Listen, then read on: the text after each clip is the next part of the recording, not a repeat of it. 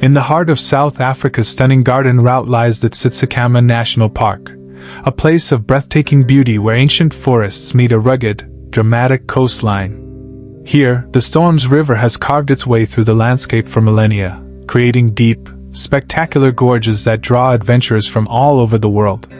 In March of 2000, one of these adventures, a seemingly routine river tubing trip, was about to descend into a terrifying ordeal. It was a day that began with the promise of excitement and ended in a nightmare that would forever be etched into the history of this beautiful, but unforgiving, place. This is the full, harrowing story of the Storms River tragedy.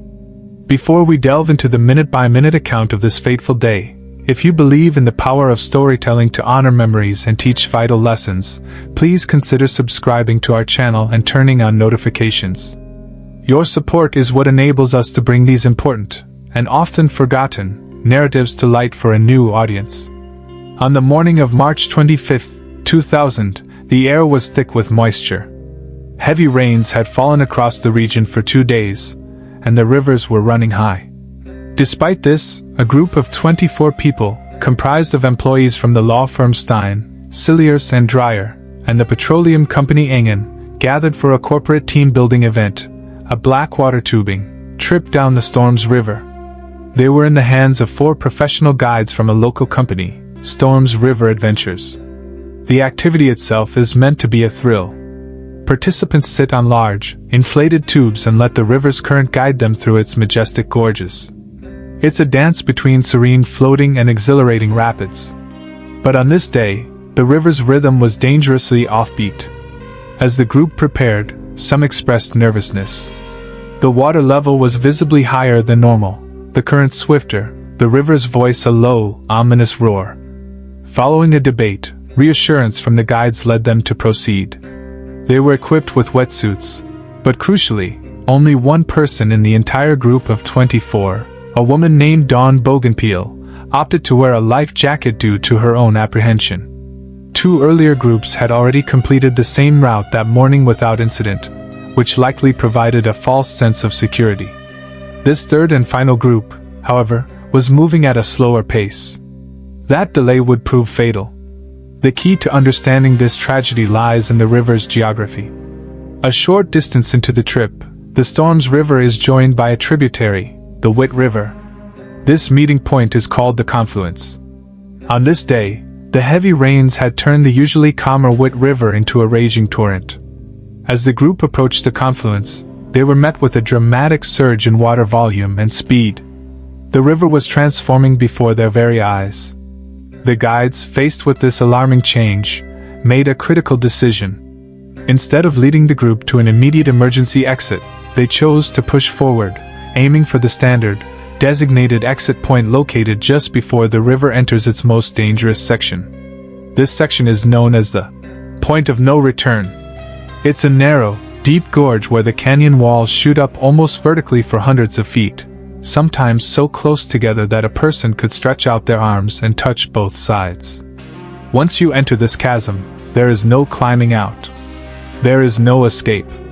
The only way through is to follow the river's violent path all the way to its mouth at the Indian Ocean. The designated exit is a simple staircase cut into the rock, a final chance for safety before the gorge claims the river.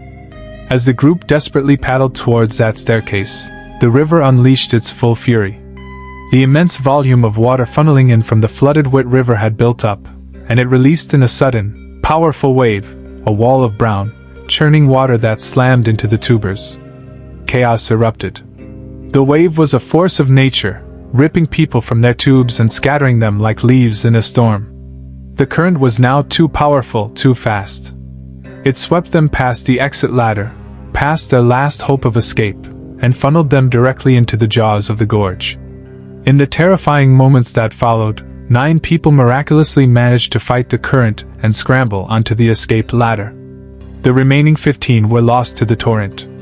2 of them, guide Jocko Swart and participant Peter Cilliers, were slammed against the rocks near the gorge's entrance, managing to cling on for their lives.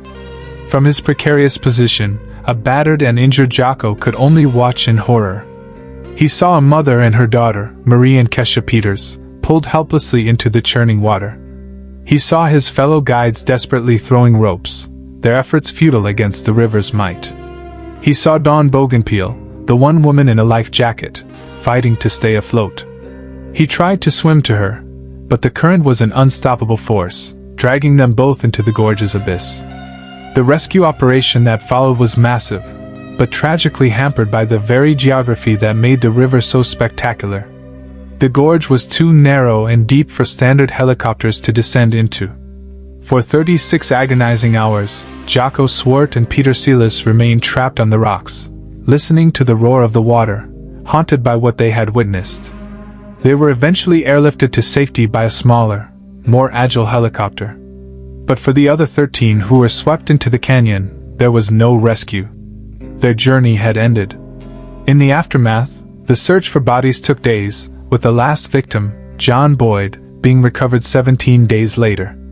The question on everyone's mind was, how could this have happened? Initial reports called it a freak accident, an act of God. But investigations revealed a more predictable, and therefore more tragic, truth. The sudden wave was not a freak event. It was the result of a well-understood hydrological phenomenon called rain runoff. The saturated ground from 2 days of rain couldn't absorb any more water, causing it all to flow into the river system. This surge from the Whit River was a foreseeable consequence of the heavy rainfall. The tragedy was not the flood itself. Small floods are common in the park, but the decision to be on the river during those conditions. The guides knew it had been raining. They saw the high water levels. They witnessed the surge at the confluence. Yet they continued. This chain of human decisions, not a freak act of nature, led directly to the loss of 13 lives. The emotional toll was immeasurable. Peter Silas, the survivor from the law firm, was so traumatized he refused to speak of the incident for years. Neville Wagner, who survived, had to watch his 15-year-old son Richard be swept to his death. The law firm itself, having lost its senior partners, never recovered and eventually closed its doors. Legal action was taken by one of the widows against the tour company and its head guide, but a magistrate ultimately concluded that no single individual could be held legally responsible for the disaster. It was a finding that offered little comfort to the families who were left to grieve. The 2000 Storms River incident stands as a chilling reminder that in the pursuit of adventure, the line between thrill and tragedy can be perilously thin. It underscores the immense power of nature and the solemn responsibility of those who guide us into its domain. The river still flows through that beautiful, haunting gorge, its waters carrying the silent story of a day when a thrilling adventure became an unforgettable tragedy.